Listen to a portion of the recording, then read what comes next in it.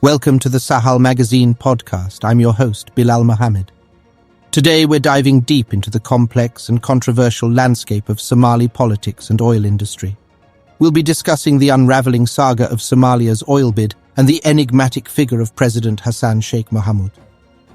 In a bold bid to establish a Somali national oil company, Djibouti's President Ismail Omar Guelleh has taken a 30% stake on Somalia's behalf, with a memorandum of understanding agreement.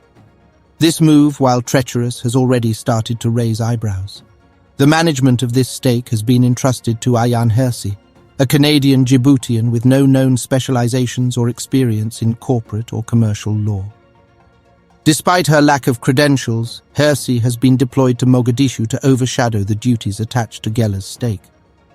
This assignment is already causing a stir across the region, especially as she continues to draw substantial compensation from both Somalia's petroleum ministry and the Djiboutian government. Adding to the turmoil, employees at the Somali Petroleum Ministry claim they have not received pay for nearly a year. This troubling revelation raises serious questions about financial management and fairness within the nascent Somali oil industry. It's a situation that we'll be watching closely, as it could have significant implications for the future of the industry.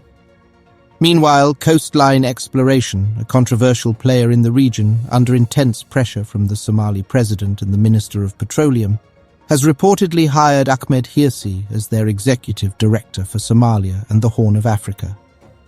Hirsi, previously known for his tumultuous marital history with US Representative Ilhan Omar, lacks the experience or qualifications typically required for such a role. This appointment has raised questions about the criteria used for these high-level positions and the potential for conflicts of interest. As these developments continue to unfold, the crucial question remains: can Somalia successfully navigate its way toward a prosperous oil industry, or will it be mired in controversy and mismanagement? This is a question that will undoubtedly have far-reaching implications, not just for Somalia, but for the entire region.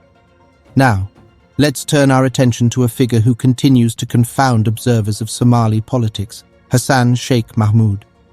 The enigma that is Hassan is a man who espouses words of wisdom and denounces the divisive nature of clan politics, yet paradoxically finds himself endorsing the very system he criticizes.